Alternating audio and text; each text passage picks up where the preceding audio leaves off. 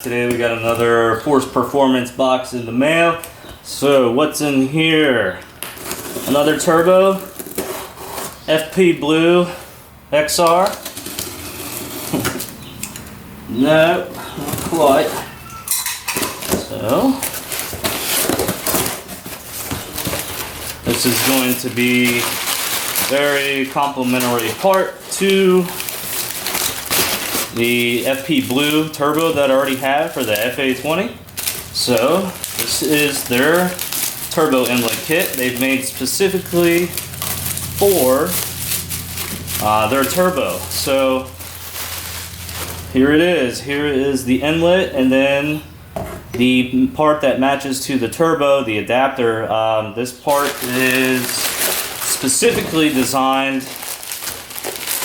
for the turbo. So I think it's a little bit bigger than, it's going to be bigger than factory, and it's just specifically designed. So this is going to allow maximum volume of air to go into the turbo. So here it is, Force Performance Turbo Inlet Kit. If you already have the FP Blue, I'd highly suggest getting one of these if you want to optimize all the air you can going into your turbo. So, for comparison, you can see the stock inlet and the FP Blue inlet adapter. The hole is much bigger on the FP Blue than the stock. So this is going to allow for more air to go into the turbo easier. And not sure how much horsepower it might add or anything like that. I was really excited when they came out with this. I saw it on their Facebook post and then went onto the site, just picked one up because I have the FP Blue turbo already, so grabbing this part makes sense. I also did check with my tuner. He said it's not going to throw off the MAF too much. Or he said it's not going to throw off the MAF, so I can get it installed to the car, and I will just send him a log to be sure, make sure everything's okay with it, and then we'll go from there. But as far as I'm aware, you don't need a retune if you've already got, you know, like an FP Blue turbo and then you want to slap this on. But having said that, always check with your tuner. Definitely looking forward to getting this installed. So here you can see we remove the inlet hose from the turbo inlet here. We remove this other hose that was going to the bigger hose that was going to the inlet. And we loosened up the clamp here for the bypass valve.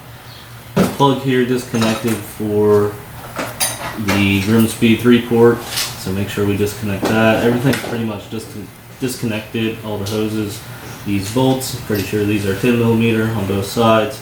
We'll undo these, and then we'll be able to pull out the OEM inlet. Pull it away from the bypass valve. Don't pull too hard because the boost controller is still connected. Alright, got that.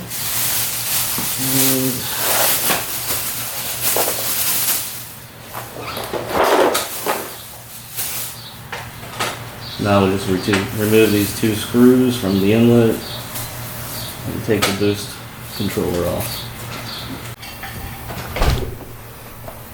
Okay, so now we're just going to put this gasket onto the aluminum inlet adapter. So the best way I found to do this is put it down on the table and then just work it around the outside. See, like that part just came off down here. So this is a little finicky and requires a little bit more effort to get in here, but you just got to work it around best with your fingers as you can. There you go. Yeah, like I said, it takes a little bit of effort to get on, but once you get it on, it's pretty taut on there. So I will be very careful taking this over to the car and then mounting it to the turbo, and I won't move it around too much, just so I make sure the seal or the gasket stays in here really well. Before you cut your inlet hose, make sure you guys measure like 5 times, because once you cut it, you can never put it back. If you cut it too short, you've made like a $300 mistake. So be sure to measure as many times as it takes and do not cut it too short. So here's the wire in here. This helps keep it open and not suck itself closed during boost. So we just need to snip this with some snips.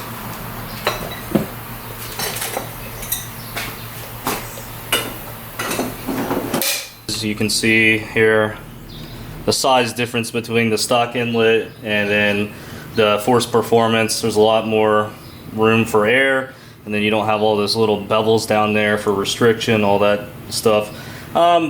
It's also worth mentioning that I've seen quite a few of the OEM inlets crack right here where the bypass valve connects and goes in. So that's another good reason to go with this, because you don't have to worry about it cracking like the OEM. And then I've seen, you know, with that, people have had boost leaks from the OEM turbo because this part is cracked where the bypass valve is. Went ahead and pushed these plastic pieces into the inlet, tightened them down with the hose clamps provided in the kit. Next, when we get to the car, we'll make sure we put our bypass in here, and then we'll have a hose clamp for that. But other than that, it's ready to go onto the car. We'll use these Allen key bolts. They are 5mm. So these will connect our inlet flange or our aluminum adapter that we connected to the turbo.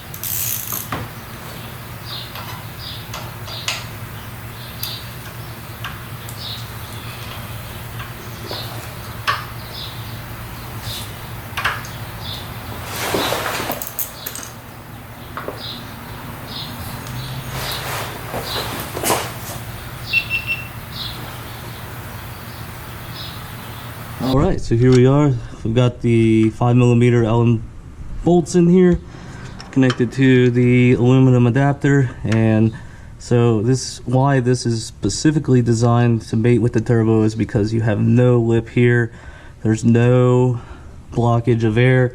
It all just flows smoothly directly into the turbo. I wonder if it's going to sound any different too, because it looked like the OEM inlet had some baffles in it that might reduce noise. So it'll be interesting to see if we get some more sound, more turbo spool. That'll be cool.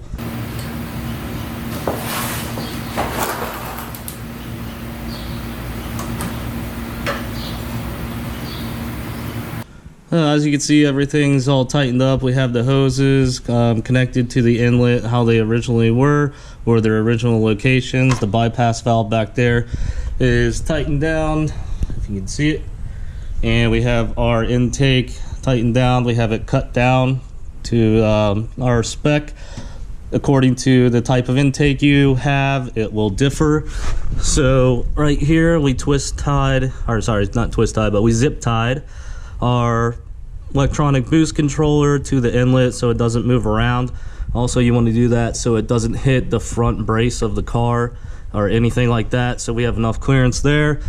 We have it all tightened down with these hose clamps, and then we have it tightened down to the inlet as well. This is where our L shape adapter went into the inlet, and then we have cut an extra length of hose here and connected it to the boost controller. So everything's tightened down. We have our hose clamp here with the turbo inlet. That's all tightened down. We have the 5mm Allen bolts in here that are connecting to the turbo. Be careful when you thread these in. You don't want to mess up the threads or you will mess up the turbo, but here it is. Everything's ready to go. We've got our connector plugged back into the boost controller from the car. So everything's tightened down, ready to go. Install wasn't too bad. It's pretty much like doing a stock inlet. If you've done that before, it's pretty much the same. So no real big surprises.